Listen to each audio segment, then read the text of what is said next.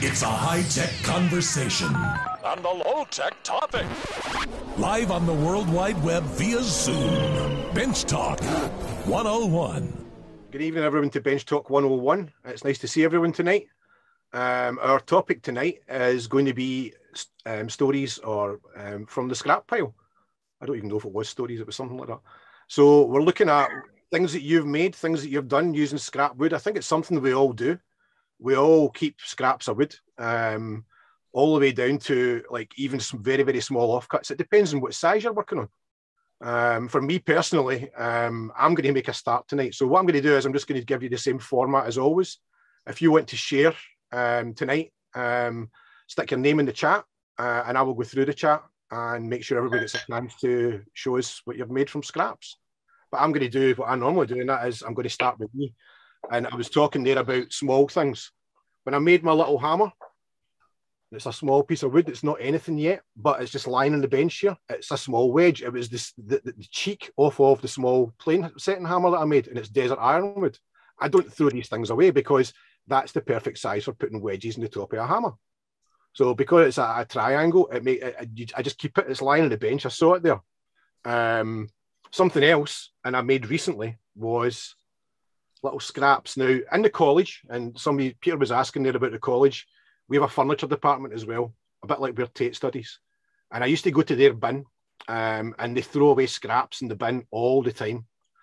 In the joinery department where we are, we generally have pine, maybe a little bit of oak, maybe a little bit of ash, not a lot.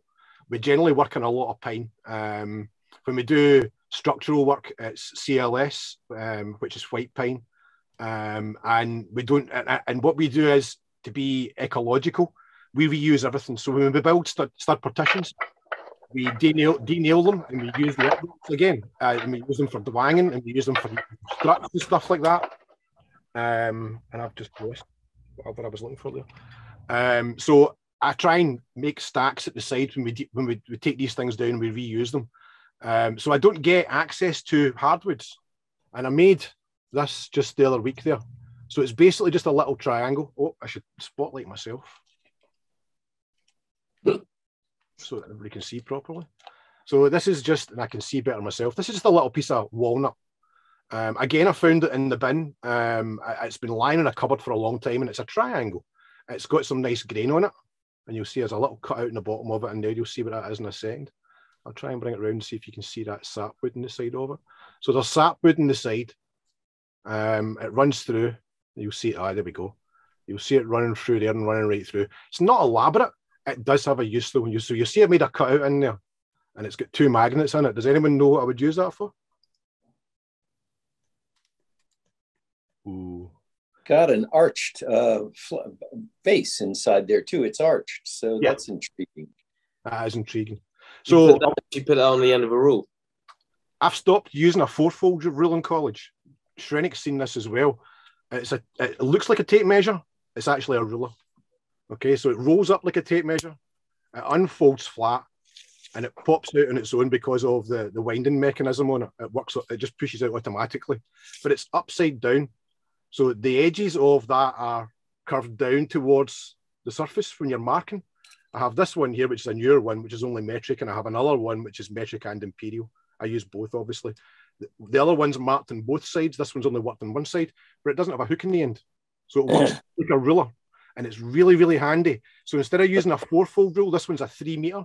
And a lot of the stuff I find with a 4-fold rule is only useful for a meter, right? So if you need to measure more than a meter, that's you use the right size measurement for it. But what I found was that I do a lot of checking for square, and you now see where this comes in. So that little arched bit in there is curved to the underside of this, and it's got a little notch in the top for the plastic, and the magnets, it pushes on there like that, and it holds itself in, and it then becomes something that I can stick in the corner on the opposite side of anything up to 3 meters and check it for square. You guys know that I don't need to check it exactly from the corner, because if it's measuring from that point to a measurement in the rule, it should check the other way as well for checking for square. And for me, on larger projects like doors and panels and stuff like that, it's the most accurate way to check for square. You can put a tri-square in the corner, it'll give you an indication of 6, 8, 9 inches, whatever it is. And that was just something that I made just recently. I've seen other versions of this where it's actually got a slot going through it, and you can put a tape measure in there. But I just thought I'd make one for that rule, and the magnets just help hold it in, even though it's quite a tight fin. So that was one little piece of scrap that I found just recently, and I've yet to use this. I'll take it into college and use it, and it's something that, again, this is something we're talking about, sharing knowledge. When the apprentices see these sort of things, sometimes I show them so that they get inspired to then go and make them if they're doing it. If they work on a bench and they need to be doing square, I'll show them how to make one for a tape measure as well. And then that passes on that information and they all get to use it. It's perfect for doing inside casework. Absolutely. Anything, doors, panels, drawers. Just different view on like a pinch rod, isn't it? Yeah, it's just the exact same. I think for a joinery workshop, pinch rods, I would say, is more furniture making. That's where I'm not saying it gets more accurate. It does get more accurate. And you're talking about pinch rods. I think they've got limitations. I've tried using them. I've never made a set. Now that I'm doing metal working, I might try and make a set. But a measurement off of that, for me, is good enough. The stuff I've got to mark in the college has got a tolerance on it for square. So it might have 5 millimeters square, depending on the size of the project. It might have 3 millimeters off for square. The students have to try and fit into that. But again, a little piece of scrap wood, oiled up, some alfie shine on it. It's just a bit of inspiration. So I'm going to actually jump in and show you something else. Some of you guys have seen this, some of you might not have. And that is, I was on the RS Discovery, which is a ship in Dundee. I think it was the ship that took, was it Scott to the Antarctic, possibly? Yes, the first Scott expedition in 1904, 1905. So it's sitting in Dundee Harbour. So I went on that, and obviously the woodwork on that's amazing. And I could have spent days inside there just looking at the woodwork and stuff like that inside the ship. But in the shop, they were selling little offcuts because they had to refurbish some of the deck, and they used teak. So it was a teak deck that was on it. And they were selling just little offcuts of teak on there for £1 each. And what I done was I took one of the little offcuts and I made what I call a little peekaboo mouse. So they've got little mouse. I love it. I love it. That's great. Wow. So That's great. 120-year-old teak. It took a long time to carve, and it's just cut out so that it sits on a shelf. So if you had a little shelf or something, and it's, to me, it's to do with size. These things can be big. You could make one life-sized. I tried another one. This is not from scrap, but I done another little peekaboo mouse as well, sitting on a wedge. You heard of a chap called Melcy Thompson? Of course I have. I've never seen any of his work. So that's a solid block. That one, that's a piece of oak. And I wanted the challenge of doing some carving on a block. I've tried it before. Did a little bit of burning in that as well to try and make everything. But these things for me take a long time, especially in seasoned wood. None of this was green. And obviously that's 120-year-old. So that was a little scrap piece of oak. Absolutely spectacular. And the size for that, I mean, you're sitting with magnifying glasses on, sitting carving away at tiny little bits, but that's part of the fun for me. I love things in miniature. Scott, I think I showed you the little mouse eating a peach that I carved out of a peach pit. You should, next time you're eating a peach, take the pit and dry it. It's very dense. It's very hard wood. It's very You're not got it there? You can show us number. No, it's up. Oh, no, it's in the office. I'll grab it. But I think you do really good stuff with them. Yeah. So that's me for scrap.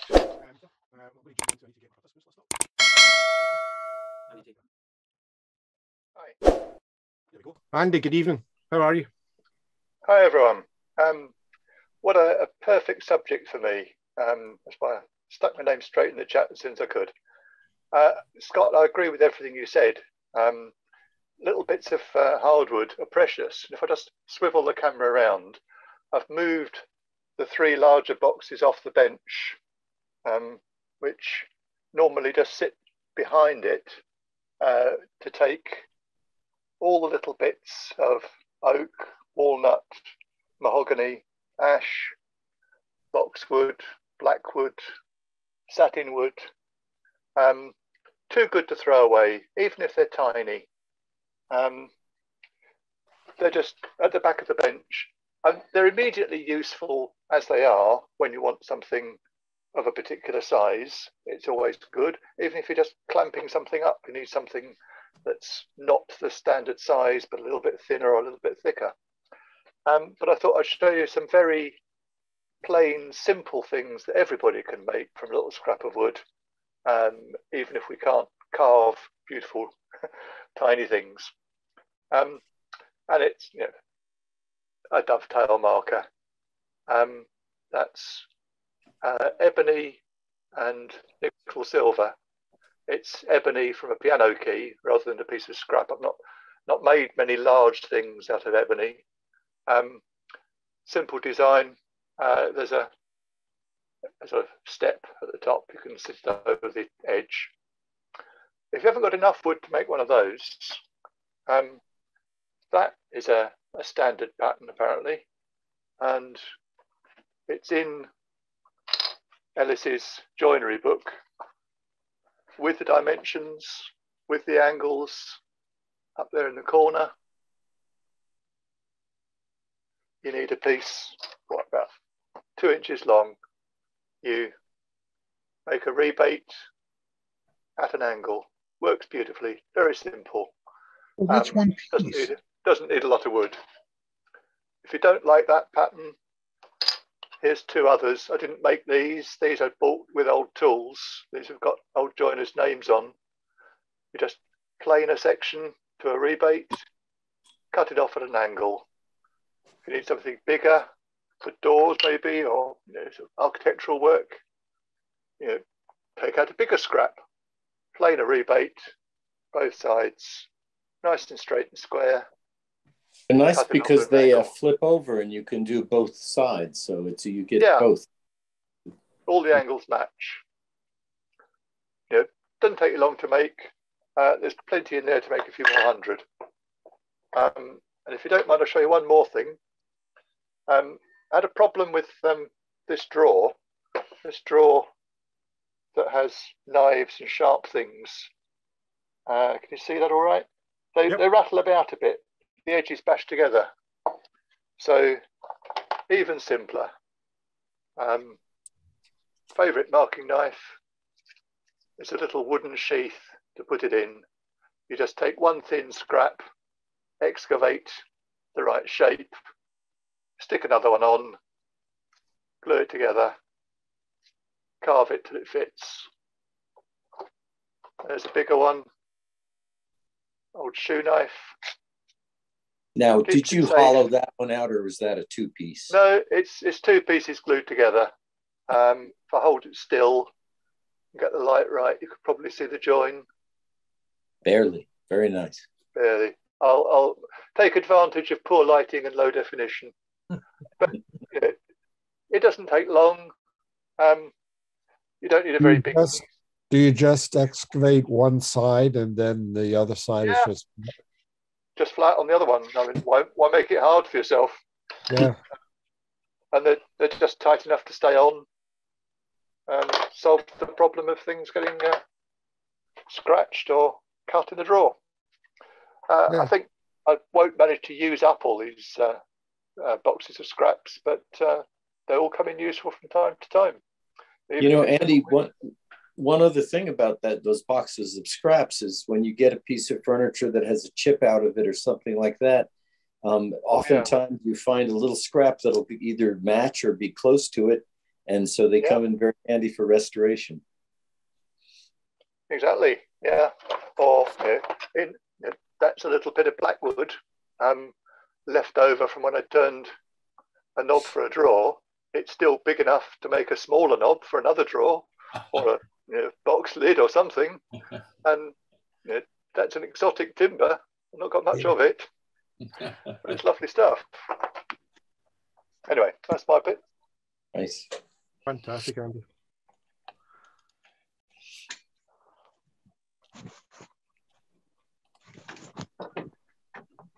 You, Bruce. Good evening. How you doing? Can I screen share, please? As far as I know, I'll just check that it's... screen share's on. Allowed to. Yay. Give me 9 seconds.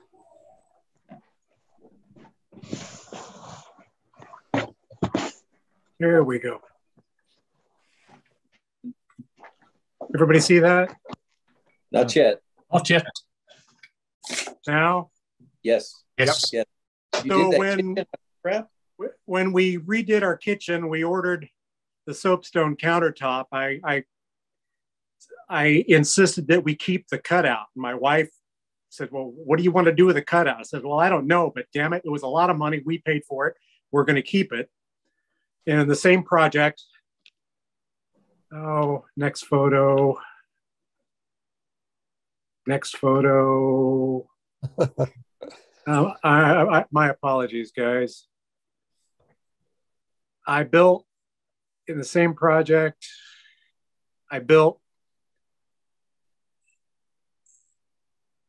a cedar and copper rail for a back porch.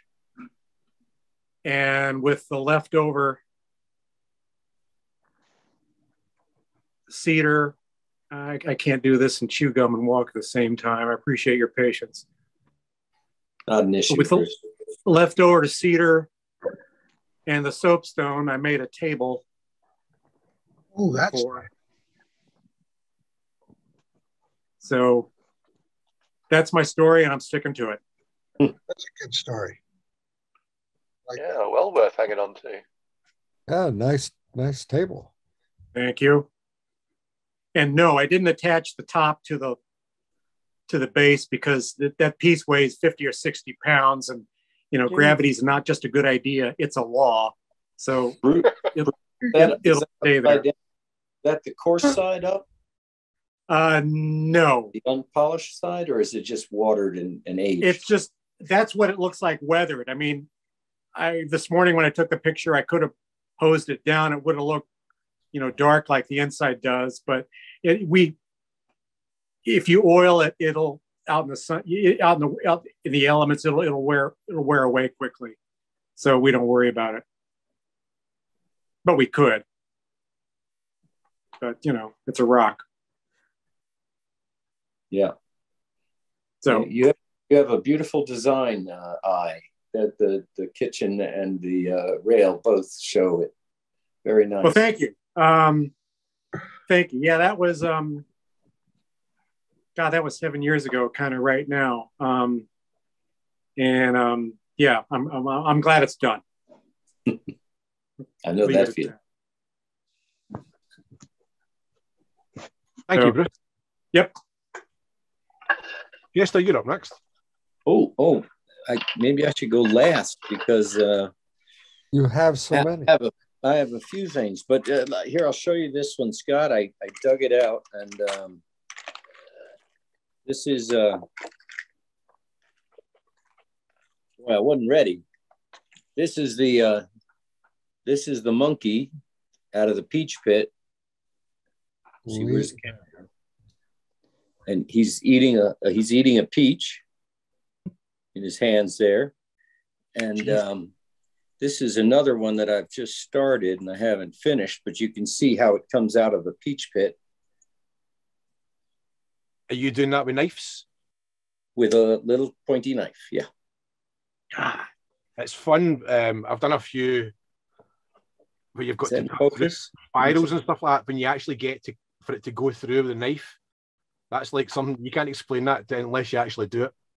Yeah, you have to keep I'll use the knife almost like a drill sometimes, kind of scraping. So that's a scrap peach. Chester? Yes, sir. How do you hold the peach pit to carve it? Just in your fingers, or just in my fingers? I do have a little leather thumb cover. So when if I'm having to go close to it, it'll but normally you don't have to. You can aim it another way or so. I've never shared pictures before, so I'm going to have to figure out where we do that on this whole thing.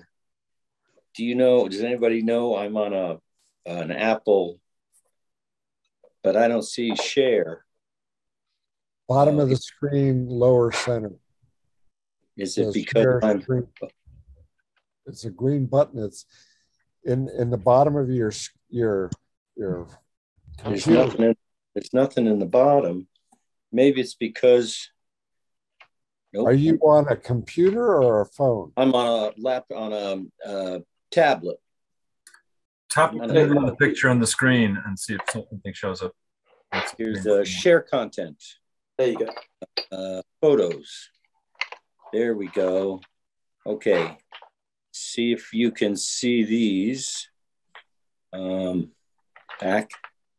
Remember, Chester, if you select loads of pictures, then you can scroll through them. I did 3. Yeah. So I can do this. So this is in my dining room, is this little shelf unit. And most of the little things on that shelf unit are scrap wood, things that I've carved out of scrap wood and things like that. And then I took a little closer picture of them so you could see these are really scrap. These are only these little goblets, and glasses are all about 1 inch tall, maybe ½ inch, about the size of that monkey eating the peach pit. The bowl on the right, in the middle shelf there, that came out of a fire pile, and it's just spalted. Most of it was pretty rotten, and that's what it came down to. That's this one. Do you see me zoom when I do that? Yep. Oh, okay. And then down here, you can see here's a little champagne, a martini glass, a Pilsner glass, and a water bottle. And then over here is an urn. Here's a chess piece, a little bishop. So all of these were just scrap sitting around the table, leftovers. So I just kept turning new ones, champagne. And then these on the top, this is a scrap piece of walnut. Even the little plate up here at the top, which is about a 5-inch plate, I had another job, and that was a cutoff. This spalted, I was making a genie bottle, like I Dream a Genie. Sometimes you just don't have, you have more time than you need. So all of these they're all scraps. Okay, so now I'll stop share, and I'll show you this. Do I need to, let's see, am I spotlighted? Can you see me? You guys see me? Yeah. Okay, so this is, I had a friend that had a couch that needed new legs. So I made new legs for it, but it was too tall. And she asked me to cut off the legs that I made for them. There was about 12 of them. And so I cut off the legs and I threw them all on the top of the bench in the shop. And one day I was sitting there looking at them, about to throw them away. And I thought, no, I'll put them on the lathe. And this is what I made. I made a bunch. I gave them to friends, but it's a little toothpick. These are for the size. You can see I did not turn the toothpicks. That one I can't take credit for. But so I had around 12 of these, and I just did different shapes, barrels and things like that, and gave them to friends. What kind of wood is that? I'm not sure of the wood. It's not boxwood, although it looks a little bit, the coloring looks a little bit. I think it might be some form of a tulip poplar or something. And that has been a while ago. And then I'm going to reverse my camera here. Hopefully, boom. There you go. All of these things here are just made out of scraps. This is a piece of pink ivory, and I had a plank of it that I made a box for somebody out of, and this was left over. So I just carved this little ladle there. And then these are little hearts.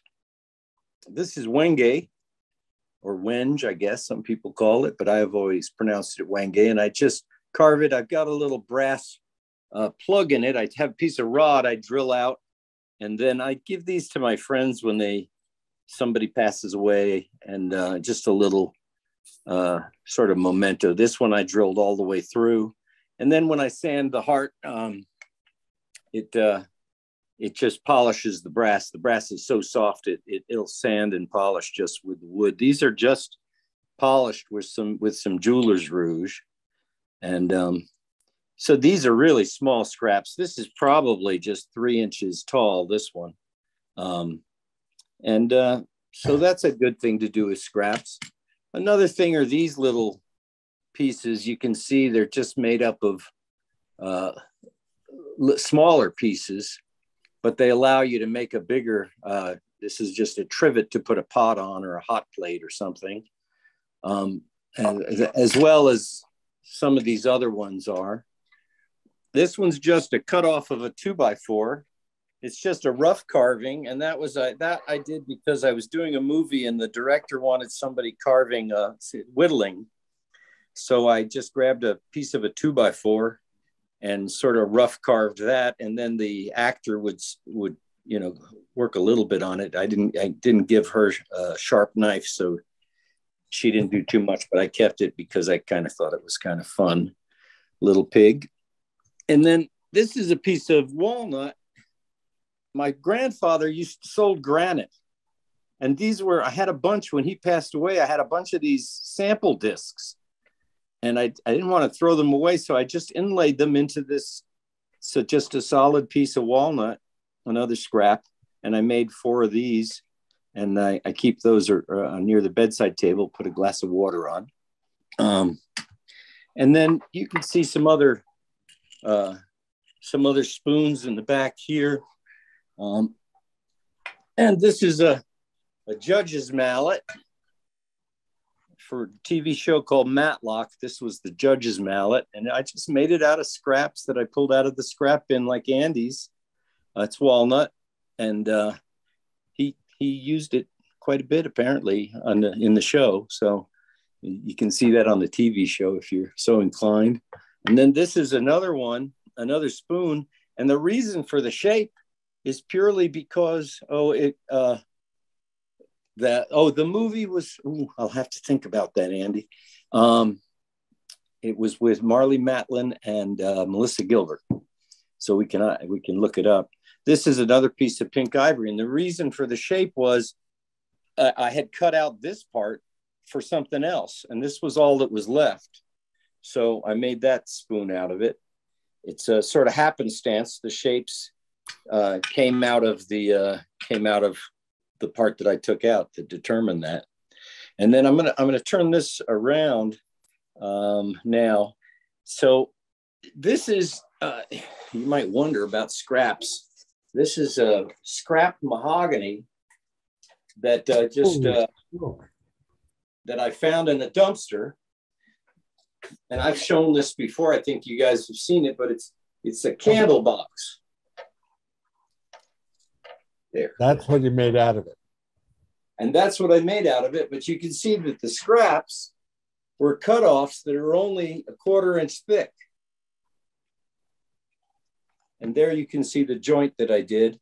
So for the end grain, the face of the front caps the end grain on the side. And so I wound up taking a bunch of little cutoffs that were thin and managed to make a 5. This is about 5 by 5 and about 30 inches long. And I kept that under my coffee table. It was just a place to keep long taper candles and keep them cool and keep them from bending. And I did this probably 35 years ago or more, 37 years ago. But so you can take a little scrap and you think of it in terms of, well, yeah, I can make a bunch of little stuff like that. And I just, when I get pieces, I'll just hold on to them for a while and look at them like the little toothpick holders. And one day it occurred to me that I had enough pieces to make this what looks like a larger block of wood, but in actuality is a nice candle box.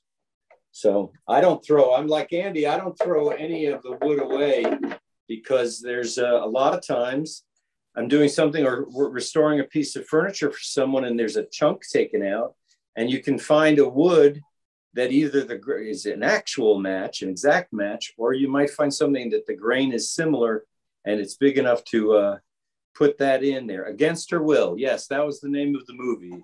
It was about a policy that we had in the United States where we would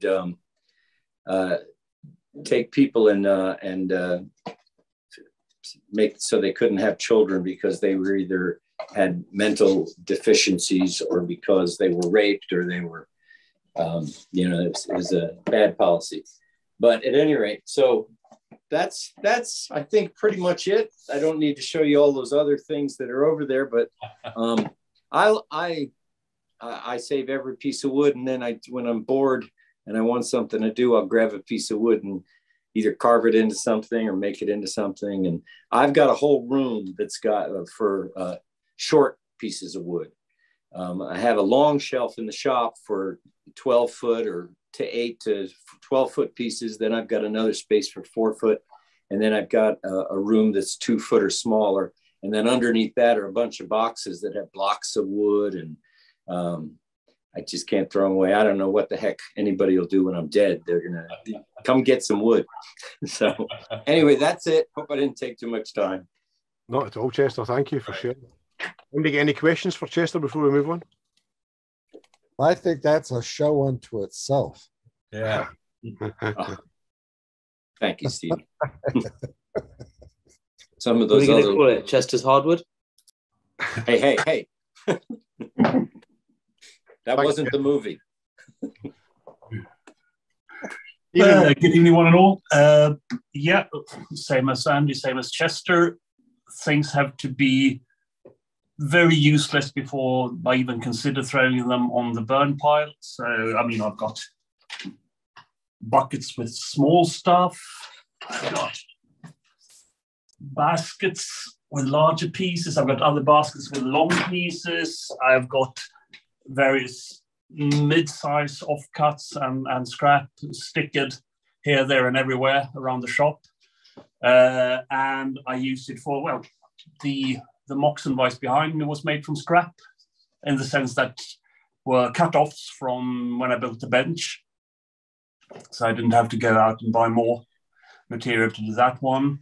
And on another piece of scrap, when I was doing the Moxon, I did a couple of practice cuts for the hexagonal mortises for the nuts on the back or the front jaw. Of the small, I mean, I've shown you these already. My plane popsicles that I put under the toe of my planes when I put them on the bench. Also just made from scrap. Another small tool, a presser. It's from an offcut of ash that I roughly turned, and it's sized to press home either the medallion or the nuts on my sauce if ever I need to take off the handle for some reason. And I've switched nuts on one of them already, so I've used it. Likewise, also for this is another use of a piece of scrap. It's just a piece of an offcut of hard maple with a 1-inch hole through it.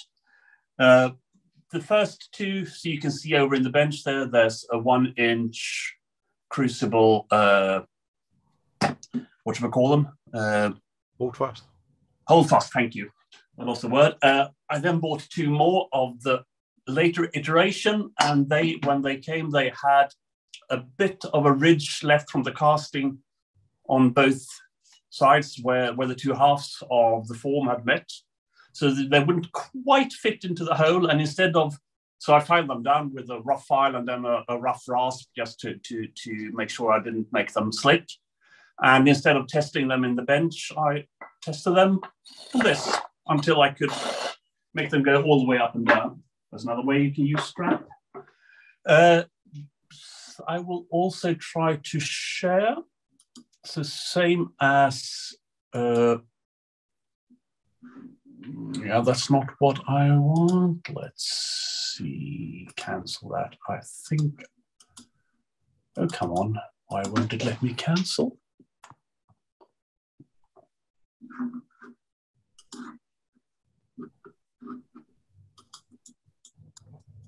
I'm having a bit of a problem here.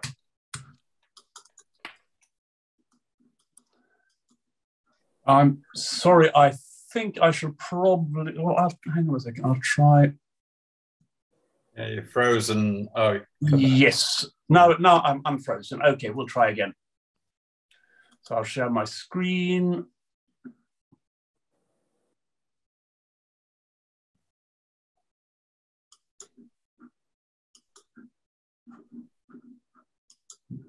There we go. Is it happening? Are you seeing anything? Yes. Yeah. Good, because I'm not. So what I wanted to show you was this. Yeah. Here we go. Can you see a picture of our old kitchen? Yes. Yeah. So that when we had that worktop put in, it's not brand name Corian, but it is synthetic stone, so Corian equivalent material. And again, there were two outcuts, one for the sink and one for the cooker. And of course, I did not want to use those, just throw those away. So a couple of years ago, when I built myself a sharpening station, I used those two offcuts to create a shelf and the top for the sharpening station, like so. Nice. Yeah, it's the actual stand is made from maple, but I figured because it's going to be a lot of water when you're sharpening with water stones and with diamond stones, I figured I would like to have tabletops and a shelf that can stand as much water as I can throw at it. Let's see. We don't want the info. Then another use. So this is an offcut from an old IKEA shelf in pine. And from that, I cut out, no, sorry, that was the same photo. Cut out a couple of shapes, also cut off another piece of offcut. This, by the way, is my old, much smaller workshop when we lived in the apartment. Glued those together, added some reinforcement bars, stained it, and varnished it, and added some synthetic felt, and created a stand for the hull for the motorboat I was working on at the time. You know, I think that would be a good guessing game to try to figure out what it was that you were making at each stage that you were showing.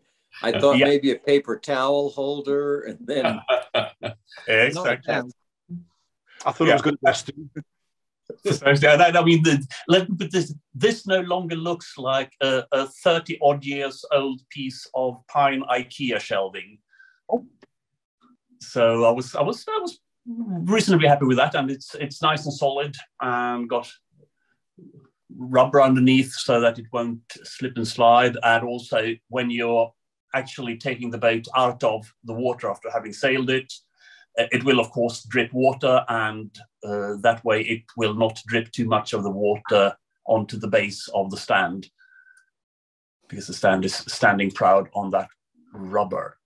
Okay, so I will stop sharing, hopefully. Did I manage? No. Yep, you're back. Yep. Excellent. So that was my contribution. Thank you, Matthias. You're welcome. And next up, we've got Darryl. Evening, Darryl. Good evening and good afternoon, where I am. I've made so many things out of scrap. I use it all the time. When Matthias was showing us that block with the hole in it, I remembered that I have used many times scraps on the pole lathe for when you're cutting a round tenon. You just cut the hole you want on a piece of scrap, hang it on the point because they're dead centers, and as you turn, when you get close, you just stop and try the piece on the end of your work, and if it fits, you're done. So it's sort of a go no go gauge, but they're so disposable. And they get used one for each project, and then they get lost or broken or something. A couple of years ago, I made this box for my daughter for Christmas. It's got some really nice maple, but the top especially is a piece of scrap because it has this awful curve to it that I couldn't straighten out. So it sat and languished in the shop on the floor, buried in stuff.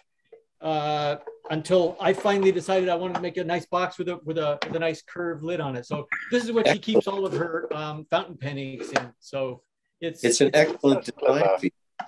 Yeah, and it worked out really well. It looks very stylish, and she likes it.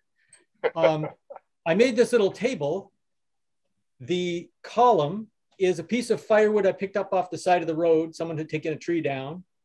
And the rest of it is a small chunk of oak. It was maybe about yay long and about 8 inches wide, like about maybe 4 feet. It was broken on one end and it was in the trash. And I picked it up and I made this little table out of that. And that sits in our front room all the time now, and it gets used every day. So other people's literal garbage is source of stuff that you make things out of. And of course, in the tool rack, there's handles for chisels, handles for hammers, handles for awls and stuff that you just grab a piece. And like some of you guys do, everything that's interesting looking or exotic, like bits of ebony or something, it all gets saved, it all gets used eventually, I hope. I hope my kids know what to do with it eventually someday. Daryl, can I ask you, on your table, did you do a sliding dovetail for those legs? Yes. You can see them peeking out from the piece of whatever that scrap aluminum flashing was I screwed on there. Very nice. Some of the scrap aluminum siding. Yes, and the scrap aluminum siding. Although I don't think the screws were reused. They were probably new. But No, I mean, if what's the purpose of the scrap aluminum on that project? To keep the legs from breaking out if you put too much weight on the table. Gotcha. Thank you. Okay. I got so many other things, but I'll let someone else pick up the next thing. Thank you. I love the top of that box, Daryl, the curved one.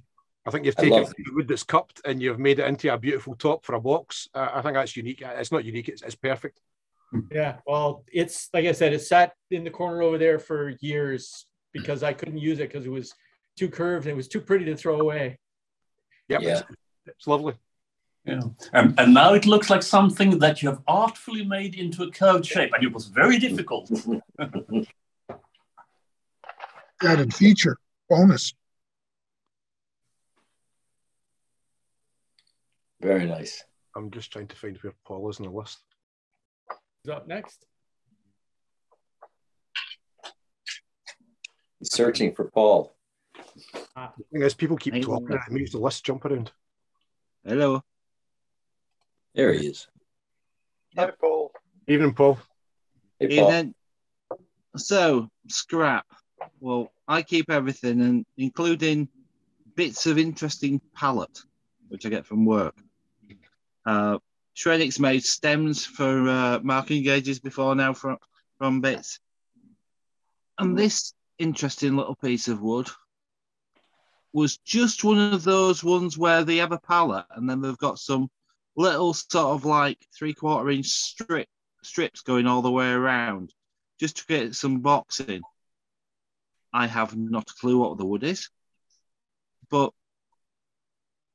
I made it into a corrosing knife. And it was in one point when I carved this, it was fabulous. On another side, it was crunchy and just tore out for fun. So you never quite know what you're going to get with exotics from pallets. So that's one thing. I actually bought scraps at a car boot sale of walnut from a joiner who brought his offcuts and make little things like this.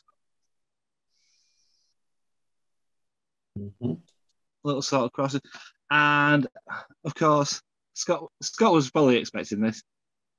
That's a spoon made out of scrap. Of course it is. Yeah, and that was the second spoon. I think that was the second one I made, which is an out of black walnut. That was hard to carve. And occasionally, you get beech.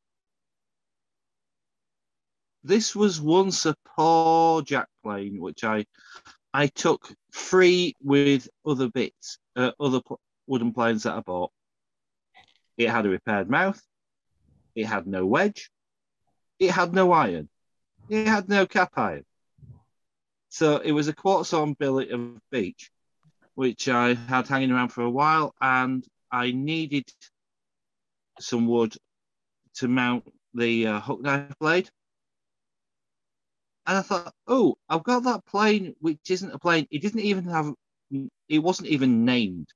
So there was no historical value to it whatsoever. But it's good wood. Probably over 80 years old. And it carved amazing. It's really nice. How did you put the knife in? And how far in does it go? The knife goes in about that far. And I actually used the technique of drilling a hole and making a dowel to fit it. And then splitting the dowel, putting the blade in, and then tapping in the split dowel, which has been slightly tapered, with a little bit of CA glue. I mean, technically you can just wedge it, but it's just a technique which I found on YouTube. And, well, it's done about 25 spoons so far, and it's not moved at all. I didn't quite get it straight. I don't think that matters. Well, the thing is that, hey, somebody else picking his knife up and going, hang on, that angle's a bit weird, but it's the other one I know.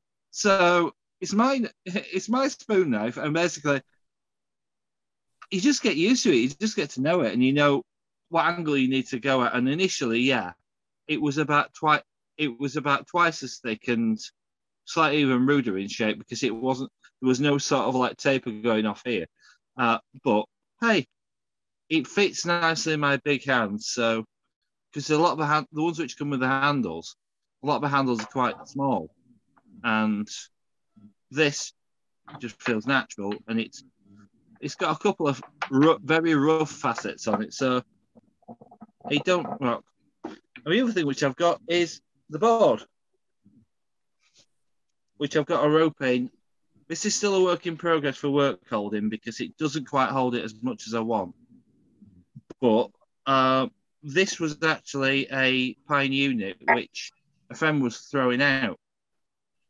And, well, I had it knocking around in the corner of the living room, much to the wife's disgust.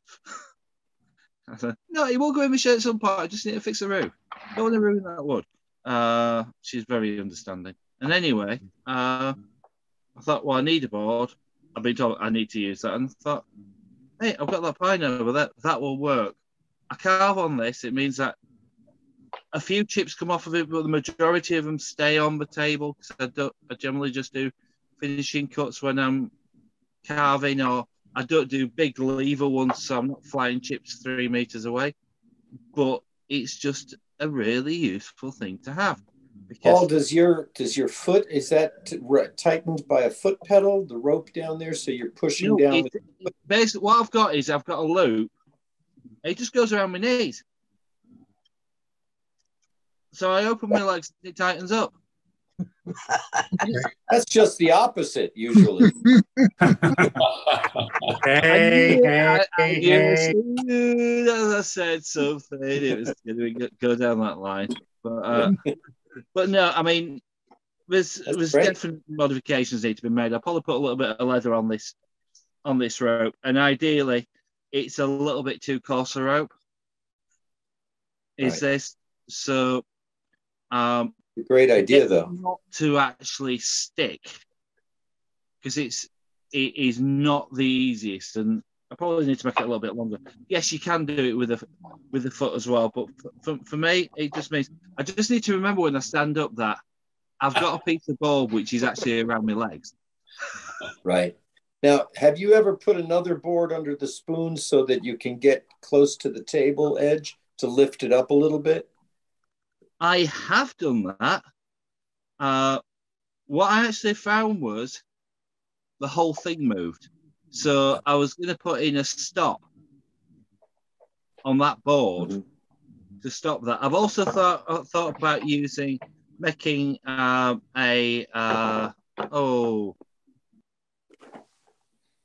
what's that thing where you've got a block here and a block and it wedges against the board to cut? A bench hook. A bench hook. Yeah, a bench hook. Yeah, but you having a bench hook on it, but just so that I can actually use the end bit and then use it to carve gouges, so it works as just a straight bench hook works as a straight stop. But further than that, why not just put a block in there? But I thought it could be useful. I don't know. I'm still working on ideas for that, and it is. I am going to. Scott very kindly pointed me in the direction of a system of cams and things which can lock blocks in. Yeah.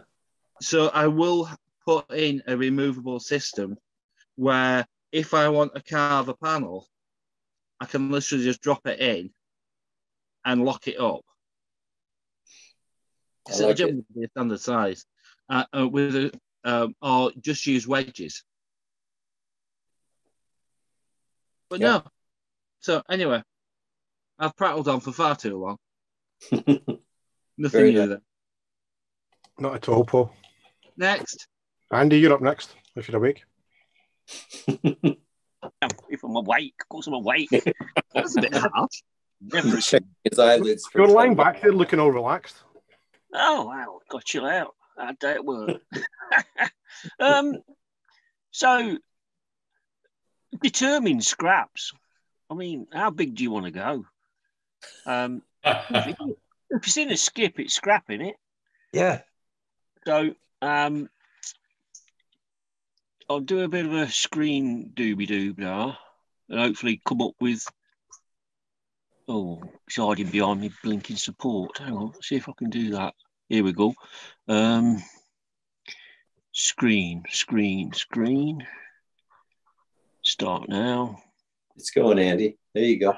Here we go. So. Oh.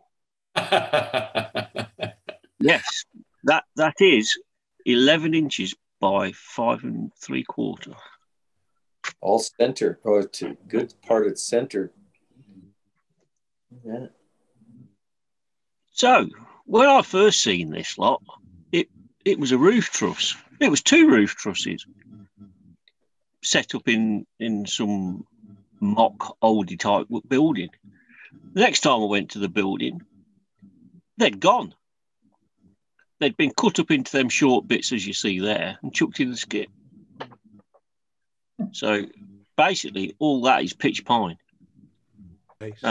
It was a horrible skip dive because the skip had been filled and it was plaster, it was rubbish, it was crap.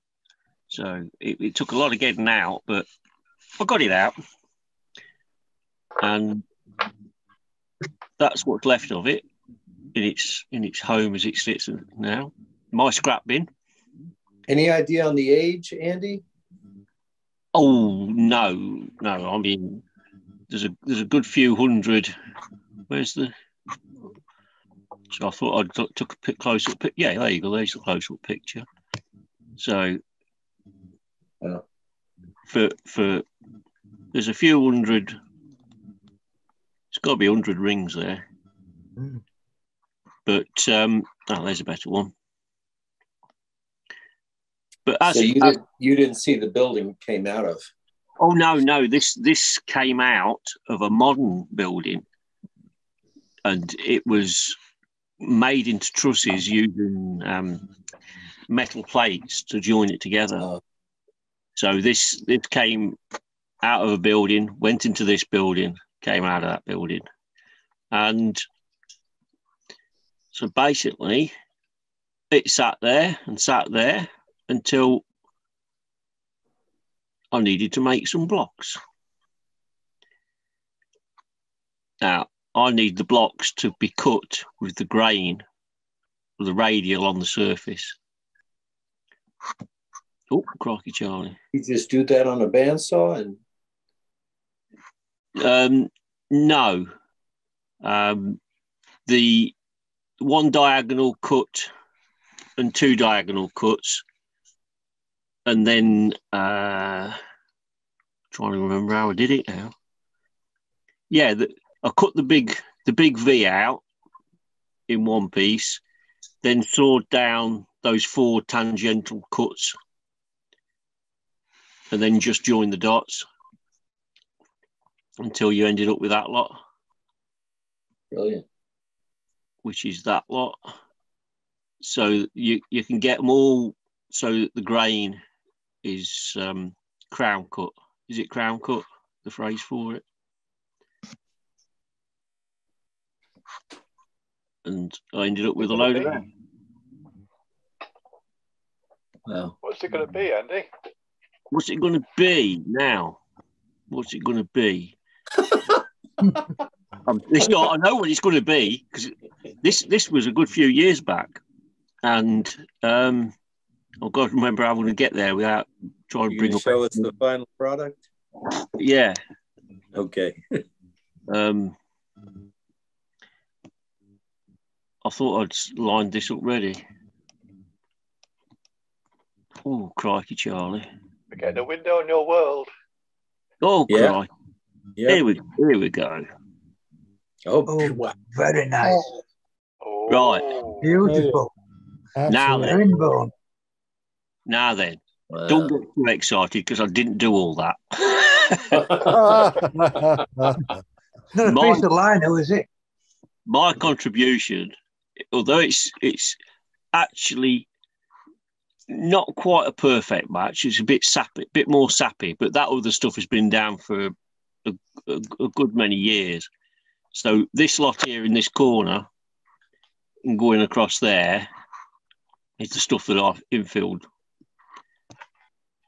I was asked to have a look at the blocks underneath the floor, underneath the sink, many years ago because it was rotten. It turned out to be woodworm, and by the time I chased the woodworm all across the floor, we'd got that lot. And lo and behold, here is the ink.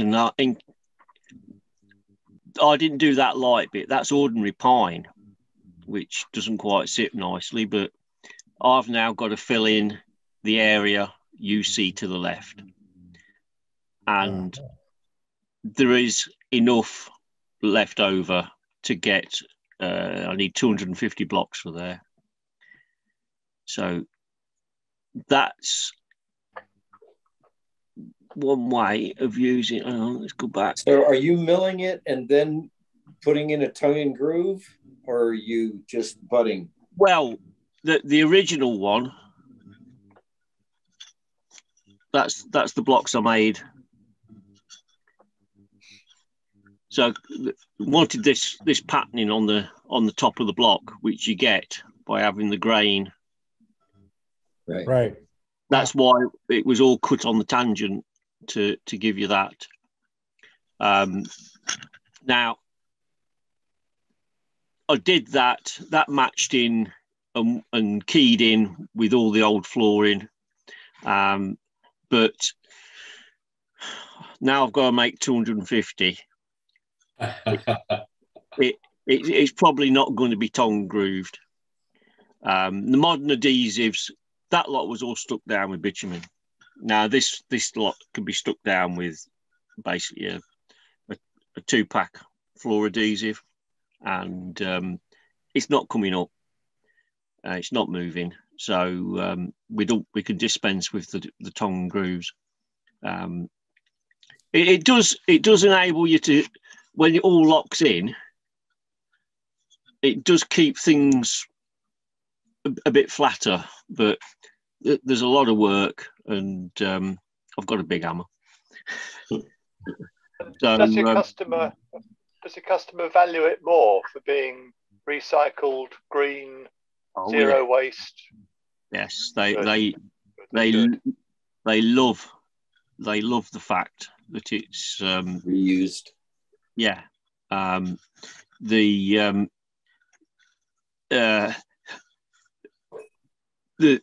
key, one of the key things about this floor is because obviously when I took up that first amount of blocks, and I said, well, you do realise that you're now going to be cheaper to have somebody take the whole of this floor up and put you a new floor down. And he says, well, I like this floor. That's the only thing I liked about the house when I bought it. Good for him. You found the right customer. Yeah. So yes, there you go. And we've just had an unfruitful quest to find this ready planed, so that I could make the blocks or just cut it up to make blocks out of it. But nowhere could you find the suitable timber to give you that grain patterning crown without wasting a lot of boards. So,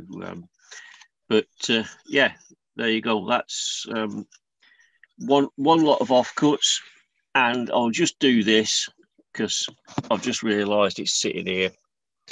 I'll do a little bit of ording. Hey, have I frozen? No, you're still there. Oh, where's me? Here we go. So, hiding. Where are we? Yep. In there. Oh, okay. Oh, it's it's backwards, isn't it? How's that? There you go. Those are 6-inch discs of birch ply that were chucked in the skip every month when we made a batch of certain things. They were the offcuts out of that. And I've got about 5 boxes of squares, rounds, different thicknesses. Just waiting for another floor. Just waiting. I use it for packers. I use it for supporting things. But yes, it's not just big beams. You could make something dead fashionable out of that. Yes. Exposed edge ply. Very on trend. And that is top quality birch through and through. There's barely a knot in the middle of that. Occasional tables, lampstands, pot stands. Yeah. Cars. You could make little cars for kids.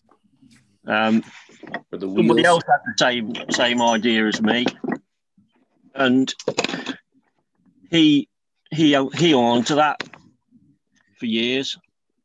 Now I'm hanging on to it for years. Wow. That's a bit of pew, church pew. Yeah. Okay. Or is it a little fat bloke? It's okay to be both. There you go. Slice it up and make Santa. Yeah. Santa. I think that's gorgeous. You can see the actual plane work, hand planed. That is. Beautiful. Even how many yards of that do you have? Sorry? How many yards of that do you have? I have literally 6 inches, he says. And a big hammer. It's 6 1/4 inches of it. That's all I've got. Not as big a hammer as he said. But no, that same kitchen that I've been working on for that floor, they wanted a piece of wooden cornice, and I just happened to save about 6 lengths of wooden cornice from a carpentry shop that shut down in the 1980s. And guess what? I'd still got it. So a length of that has found its way into that kitchen as well, which she absolutely loves. That's great. So, but yeah, there's a lot of stuff worth saving. One day you'll need it. Just go to Andy's house. Actually, somebody just did a meme on the internet or said something about, I just used a piece of wood that I had saved for 30 years thinking I might someday need it. So you just have to wait. Maybe that's a future talk is your oldest piece of scrap. Oh, Richard. Hi, good evening all. I love hanging on to wedges. I find a wedge is a very useful tool in the workshop, maybe the most underrated tool. So that's 2 pieces of beech that I cut off my face of ice, and I managed to cut them pretty accurately, and I neatened them up, and they now actually get displayed on a shelf in my workshop because they're pretty and they're useful. And I have another, cables in the way there. And there is a much leaner wedge, which is very useful as well. And then I have this little guy. It's tapered, slightly wider on the left than on the right. And I chamfered the edges to make it so it doesn't split. And I often use it to hammer things out or hammer things home, like a mortise and tenon joint that I want to take apart when I've dry fitted it, or making dovetail seat, or knocking out a tool handle from a rusty old hammerhead that I'm wanting to rehandle. All sorts of useful uses for that. And I've had to dress the faces a few times because they get rounded over and mangled up, but it's long enough to last a good long time. And then last but not least, I made this little stand for my rocket plane out of scrap wood. Cute. I have a little wedge on there to fit so that I can hang it on the wall. Just a little with a French cleat. So, and I've got space for one more that I want to get, one more bit that I haven't got round to purchasing yet. It looks like it needs a little vise on the front. And I got a piece of hardwood just stuck to the top there to keep it from sliding. So I can use it on the bench when I need it, and then I just put it back up on the wall when I don't. Very clever. So those are a couple of mine. So what do you use the wedges for? The wedges? Yeah, the big wedges. I use them for glue ups if I'm doing that. I can put them to oppose each other like that, and then they slide up, and I got a flat section to. Okay, so you've got a frame, and you're using the wedges to hold items in the frame.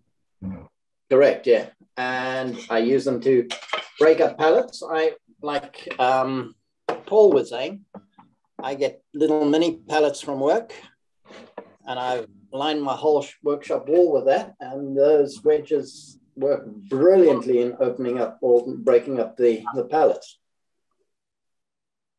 I'm glad you held them up because we really couldn't tell the size of them when you first displayed them, but you really see the length to them. Hefty.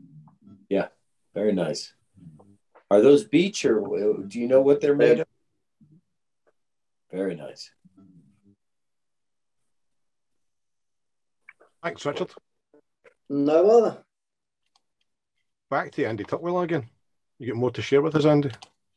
Yeah, well, I was sitting there and realised just behind the camera is something else made from scrap that, again, is a very obvious thing, but it's really practical. And whatever size piece you've got, everyone needs a few. That's a hand screw I acquired from somewhere. I can't remember where I got it. I thought this isn't much use having one. You need at least another one.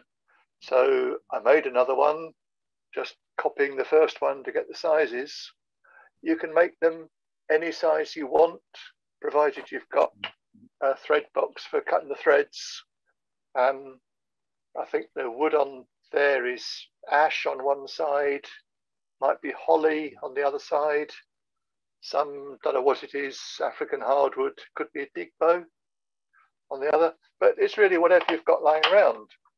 If you've only got tiny bits, I bought that one on an old tool stool, probably made by the user. Looks a bit French, don't know really.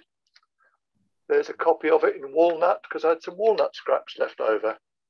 That's only about, what, 4 inches long. It's very handy for odd little jobs. It's much nicer than using a bit of Chinese plastic. So whatever size you need, whatever size you've got, join the two ideas together. There's another one over there, another one over there. There'll be some more around before long. What's your smallest thread block? I think it's 3/8 on that one. Maybe it's 1/2 inch. I've got a few now. 1/2 inch, but 3/8 is hard to find. Yeah, they often go for, well, often the asking prices seem rather high. I've managed to find a few for reasonable. Did you get both tacks too? Yeah, this first one was just done with one of those same the world over Chinese ones that you can get with all sorts of brand names on, and they're fine. Yeah. Did you soak the wood before you did it, or no? just No, nobody told me about that. Didn't know about it. And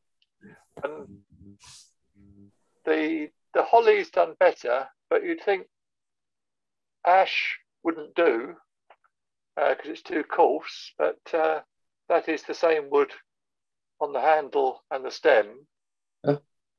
On the other one, I've just drilled a hole in a bit of pine and glued it in. So I didn't have a thick, chunky piece. I only had a piece, big enough for the threaded part, not big enough for the handle. So join the two together.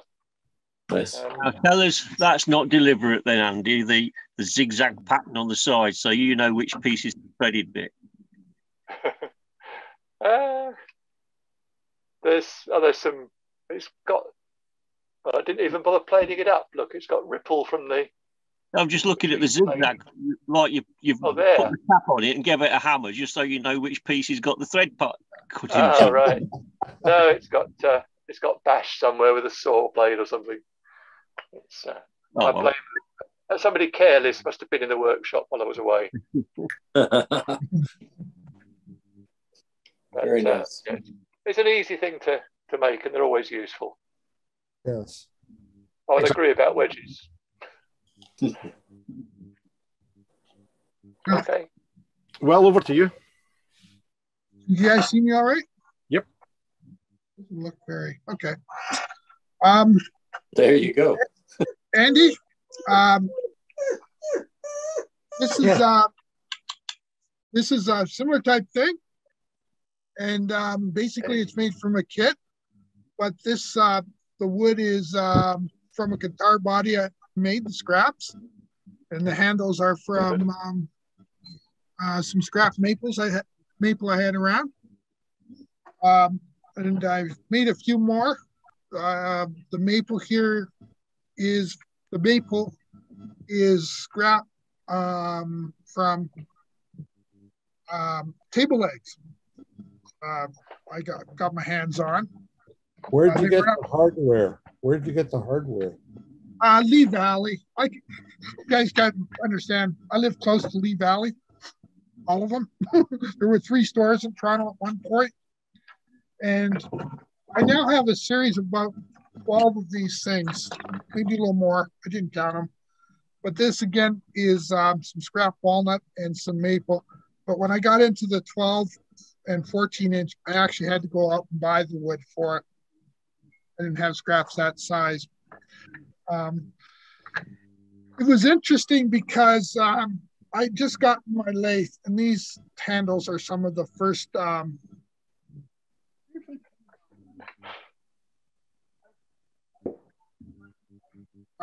saw some of our YouTube and says I don't present well. Somebody said that. My wife. Oh.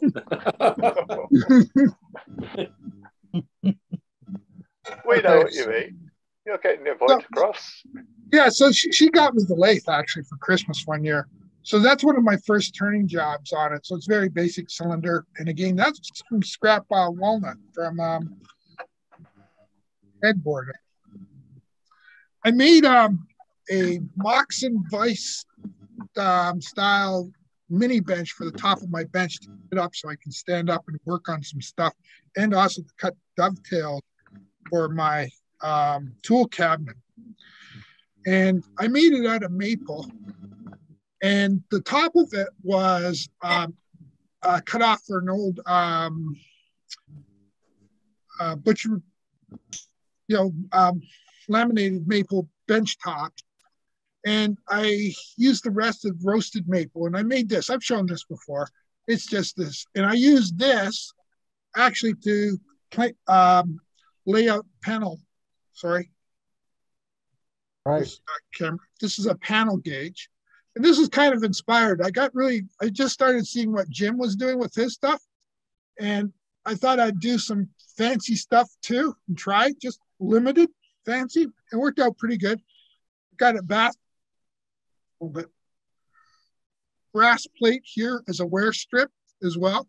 So I was very pleased with that. And I did use it to lay out the sides, the boards on my cherry cabinet. So I'm very pleased with that. It actually has a space in the cabinet now because it didn't until I got that. One of my first projects is to make it, and I worked with a fellow who passed away, a friend at work. And I've shown this before. Maybe back up a little bit. I think Scott was talking about pinch. These are not pocket pinch sticks, but this is this is the first tool I made myself. And it's nice. It's made of cherry, and it's got a little bloodwood scraps my friend gave me. There used to be a screw there, but that didn't work out well. And if you look closely at that, you'll see the two little white dots there. They're 1/4 inch skewers, bamboo skewers. So I found that when I'm working very fine and I need to do something that's not quite grain aligned, that if I use the 1/4 inch skewers of bamboo and a little bit of white glue, it really works well. And then I got just a little brass tab here.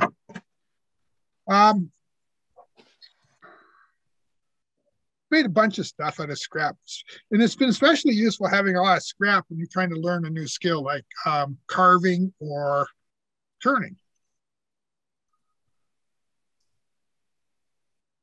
This is a mallet I turned.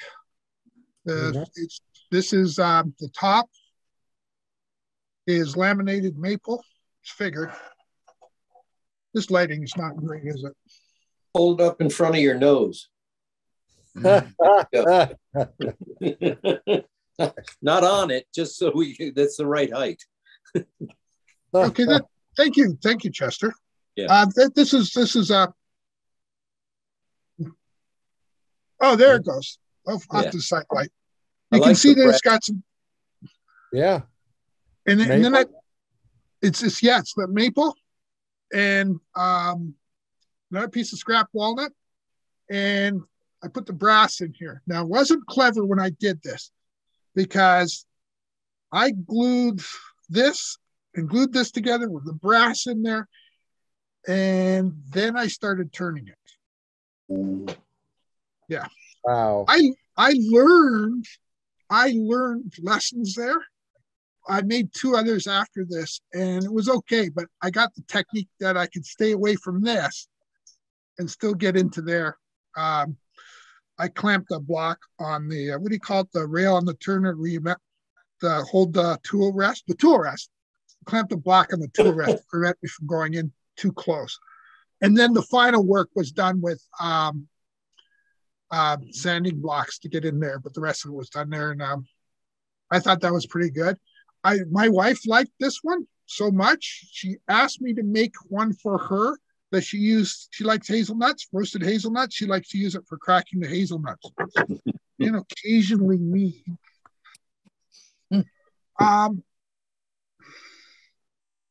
Once I got the tool cabinet made, I had scraps of cherry. And I've been learning, and I've learned a lot about files. I got a lot of files And I've been buying some good, better quality ones, the karate ones out of Italy, for example. Yeah. One set. And this is not one of them. This is actually I think it's a local chainsaw sharpening file. I don't know where it's made. But China. I've now made about 20 handles and they're just pressure fitted in there. And oh yeah, I see the nose thing. Good. Yeah. Thank you, guys. It's got just a little brass ferrule on it, and it's cherry wood. And it's very simple. And I've done about 20 of these. What do you use for your ferrules? Plumbing pipe or just? It's a little thinner. That is again Lee Valley. You could get them for about 10 cents in each. And if you can see, can I show this? It's actually curves around the front there, so it's fitted. Yeah. I have used some brass pipe I've got picked up from a guy that said, "Oh, you can have this if you want," because I said I was interested in working with brass. Anyways, I got about a piece that long. Actually, about 2 pieces now.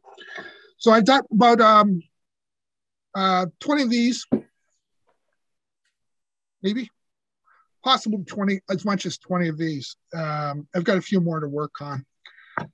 Kind of along the same lines. You guys might know this in Britain. It's a needle file holder, plastic.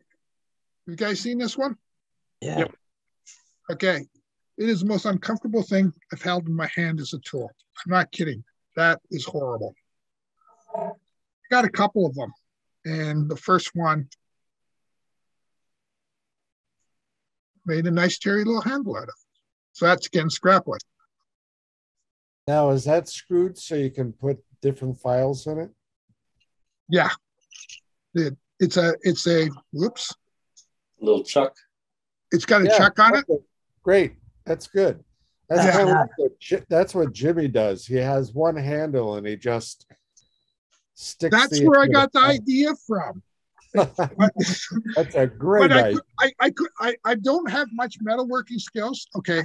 I have next to zero metalworking skills at this point. I intend to change that. So until I could find a suitable chuck.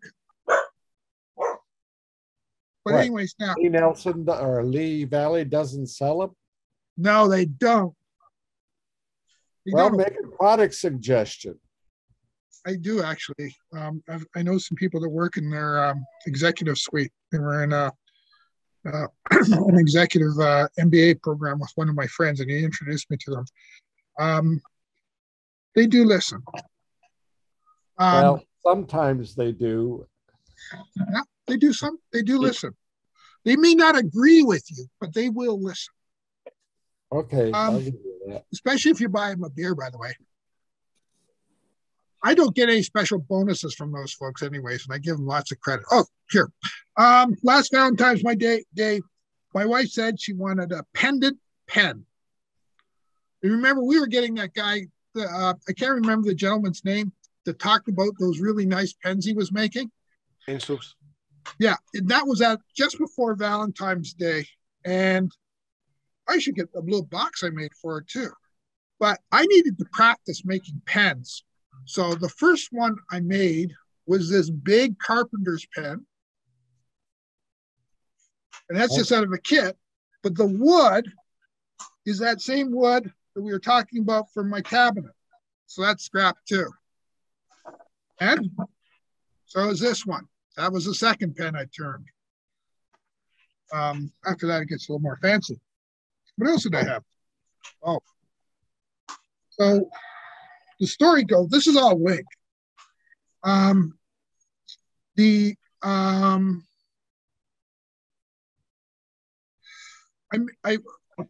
told you guys a little bit about, I've showed some pictures online of some hornbeam handled chisels of the London pattern. I was very pleased with the results. If you haven't seen them, maybe I can go get them. We talked to other people. They weren't scrap wood, but it was from a log. And I was so pleased with that. I love the London pattern. Now, I had a little hardware set from Taylor Tools in the States. Like I get the tools. And Jim, you might notice that the twine is a little bit following something I asked you online. Is Jim on today? I don't think he is. Okay. Well, Jim, I was talking about it, and I made this here. Oops. It's a little, 6-inch type. Fret saw. Yeah, fret saw. And just this week, the handles are not finished. I still got more lacquer to do them, but it's London pattern. And I did not like the string I was using on mine. And I got Jim talking to Jim about this because I've got a couple of London pattern bow saw handles that were from an old Marples bow saw. And I'm trying to research to do them justice to build another bow saw. But I said, hey, I know how to do London pattern handles. So there you go, London pattern handles. And the handles that were on these two guys were originally, back up. I need a director, Chester. You're doing fine. You're doing fine, Willie. There you go. Perfect. Yeah. That's perfect. I did these handles for these two bow saws. These saws are itself have a bit of a story. This one on this side, there was I think it's October 2001 article on how to make your own bow saw. And I didn't have the hardware or anything for us, but I did have a scrap piece of cherry. And this is not from my case. This is from another project I did that I no longer have. It's gone out into the free world. It was a little table. And my mom used, when she was alive, she used to give me Lee Valley gift cards. So she was enabling my addiction. And one year I picked up the Spokeshaves, the curved bottom and the straight Spokeshaves with the nice wood handles. Yeah. I had nothing to practice on or to figure out how to use them. This is the first thing I did with the Spokeshaves. Is this one? It's a beautiful line, Willie. It's beautiful, very elegant. When I saw that article, and I've still got it printed it out because I wanted to see what it can do next, and it actually went into I copied the style a little bit on this, smaller one. And later, I went to a Lee Valley course on how to make a bow saw, and they was using the Gramercy kit. And this is not what I made there. They gave us the basics in the kind of the shape and the plan, and they gave us hickory wood. I'm not a big fan of hickory. I don't know why. It kind of looks boring because, let's just face it, cherry ages better. And this is a scrap piece. I was at a tool swap in Pickering, one of the first ones I'd been to, and one of the tool sellers had a little box of black wood, and it was a mixture of ivory and black wood fretboards for guitars and other stringed instruments. Right. And they all had defects in them, like cracks and stuff like that. And I picked up about 5 or 6 of those cracked boards for about $10. That's what this is. So that's actually not my scrap wood. I bought it. I don't know if that counts. It's somebody else's scrap wood. It's somebody else's scrap wood. And I made 2 of them, one on the others. So I made this one. And again, I had not gotten a lathe yet. And I had some ugly handles on it. Whoops, back up. Ugly handles on it. And then I got the lathe. I turned some handles of walnut. They were very basic, like the ones you saw on the screw clamps.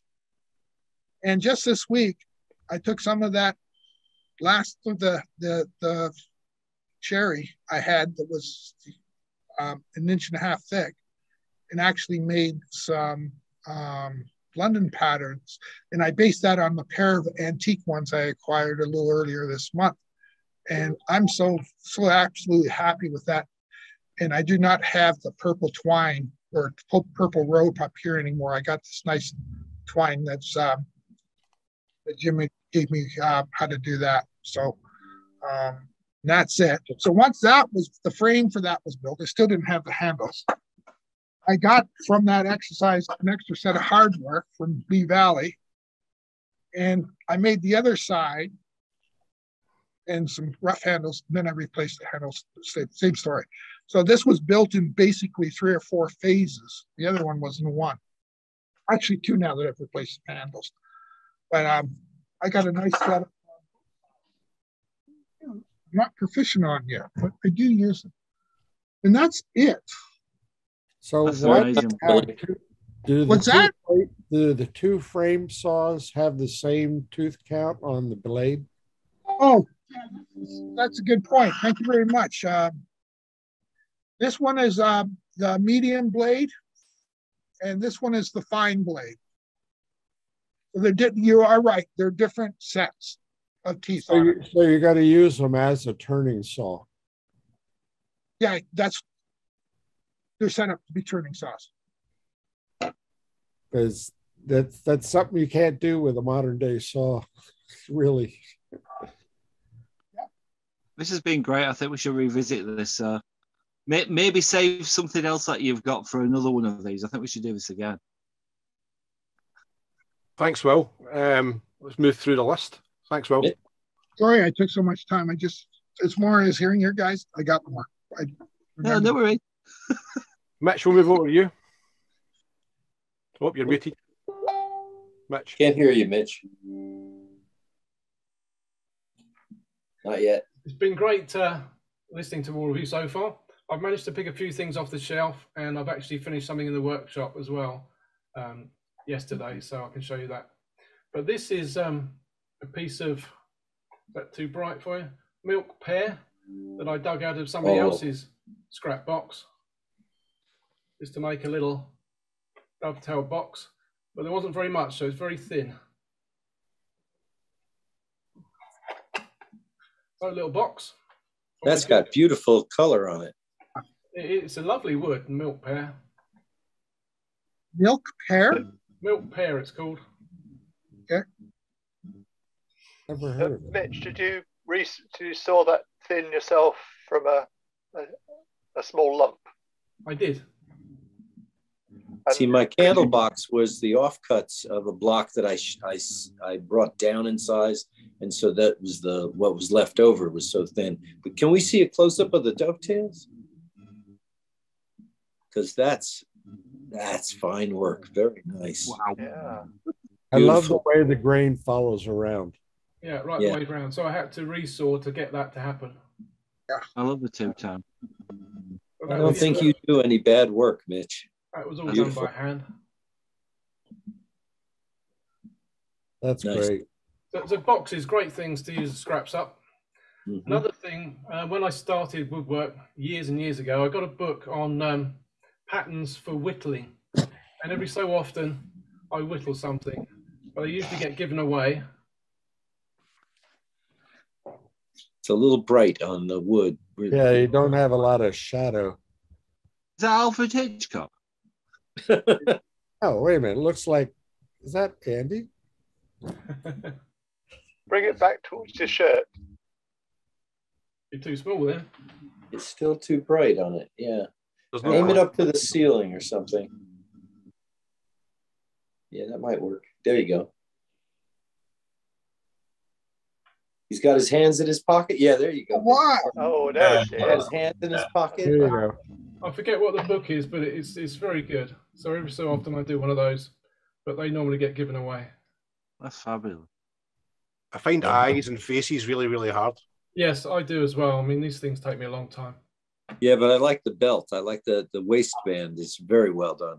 It's very good. Yeah. Yeah, very nice. And lastly, another box. I think it's Apple. That was quite a long time ago as well. So just turned on the lathe. Andrew.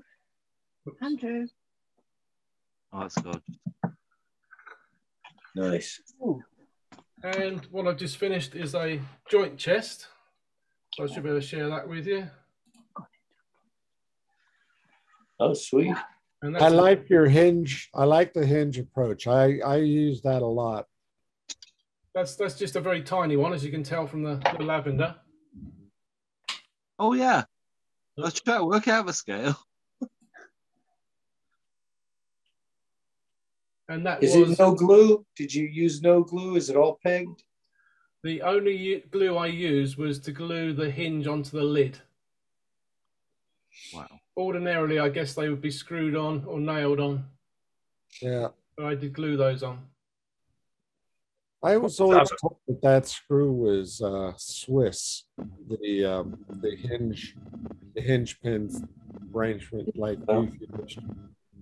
I thought about threading these actually, but in the end, I just did a push fit.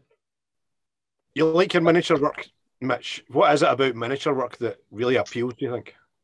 When you scrap up easily. I didn't explain where the scrap for this one came in. This was it's cedar, and it's out of a branch that was blown down in the gales in the wintertime this year. Oh. I have to say, I love the knot on the inside. I think I would have loved it on the outside. I think it's gorgeous. But that's quite a big divot. Isn't that beautiful, though? But I don't think it looks too bad on the inside. I like it. On the outside, I mean. Have you figured out what you're going to finish it with? Well, at the moment, it's just got a bit of wax on. That's all I was going to bother with. Alfie shine.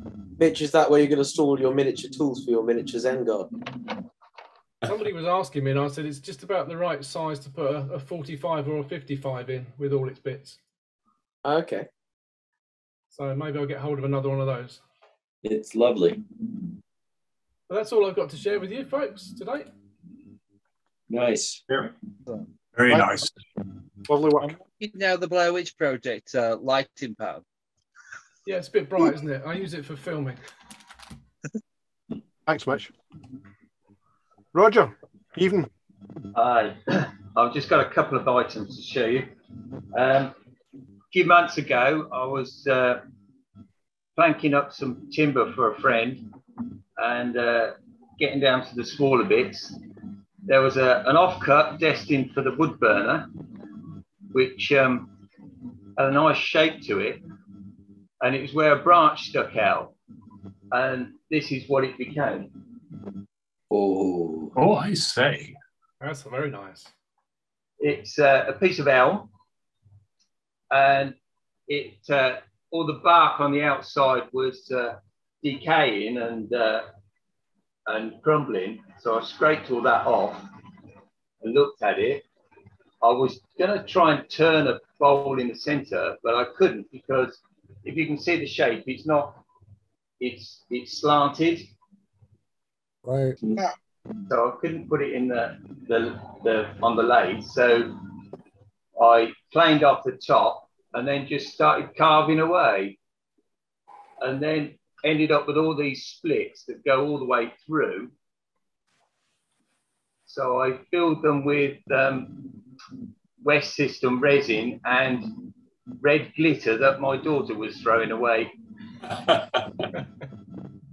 And then the base, because of the slope, it wasn't stable. If you put pressure on there, it just fell over. So that was a piece of oak I had, which I scorched and waxed and just cut to a similar shape. So that this bit here stopped it falling over. Looks like a shadow. Yeah. Yes. Yeah. Like it. Roger, when I want to turn something into a hollow, into something like that, what I do is I screw a piece of plywood to the base of it, and then and then I center the plywood on my chuck so that I can get the center hole even offset. You have to turn it slower because it's out of balance. But yes, I've often done that, but the problem was my lathe isn't big enough to cope with this bit sticking out here. Yeah. And I didn't want to cut it off. No. So so I thought I'd carve the bowl the shape of the wood. Yeah, nothing wrong with that. It's nice. Rather than round, so it slopes in there and gets deeper about there. Yeah, I like that you see that checking in the inside too. It adds a bit more. Yeah, and the inside is just carved. I've not sanded it or anything. I've just left it from the chisel. That's really Looks like there's a spider in there. Yeah, and you can see. I don't know where you can see there. All the bits left in that I thought looked really nice. Yeah, it's gorgeous. Yeah, so quite pleased with that. And then I'm having a wall rebuilt at the front of the house, and my brickie a couple of weeks gave me this. Then we can see it's a piece of Ipe, Brazilian trumpet tree or something. Yeah, Ipe. And he'd been using it to put cement on when he's repointing the walls. So you can still see the corner where it's grey there from the cement. But he cleaned it up and gave it to me. So what I'm hoping to do with that is resaw it. I don't know whether it's a piece of decking, but it's got grooves on both sides. It's a common decking material around here for the higher end decks. Yeah, of course. I looked it up on the website, and it's very common use for decking. It's very hard wearing. It's heavy. They make clips now for that. And that's why you have two grooves. They make clips that actually go into your floor joist. So, and I weighed it and measured it. It works out about 65 pounds per cubic foot. It's great for dulling blades. Yeah. Well, what I'm hoping to do is resaw it and make a Japanese style box for my block plane. Sure. That's a future project for it. And that's neat. Nice. Thanks, Roger. Mr. Shrenick, over to you. All right, it's just a few small bits. I'm going to start with stuff not from my scrap bin, but from other scrap bins that have been gifted to me. One is a dovetail marker. Anyone recognize that? Yeah. Can you bring it in closer, Shrenick, so we can see? Is that a feather? It's much Yeah, that's a 1 in 6 dovetail marker. There's another one. I'm not sure if it was from a scrap, but it could be. It's a stand for a dovetail marker. That's Scott. Yeah. And then another small scrap for me is I turned a lot of scraps into marking gauge stems. And the final one is actually making formers to bend a piece of steel around to make a mitre plane, or could be brass, bronze, whatever it is. That's all I've got here. But the other thing I could think of that I have used scraps for was infilling a mitre plane that I made. I had a few small scraps of kingwood, and the iron width was only 1 inch and an eighth. So the scrap was small enough to do. Very nice. And quick for me. Sorry. Thanks, Shrenick. Good to see you again, Shrenick. Good to see you too. Welcome back to everybody. Well, thank you for that, everybody, tonight. That was amazing. I knew it would be a good topic. It was actually Tate that suggested it. It was his idea. And I knew that everybody would have something to share about scraps. It's something we all enjoy doing. So the last thing to do then tonight and talk is just to raise a glass and say to the bench. To the bench. To the bench. To the bench. Good to see you all. To the bench. It's a high-tech conversation on the low-tech topic. Live on the World Wide Web via Zoom. Bench Talk 101.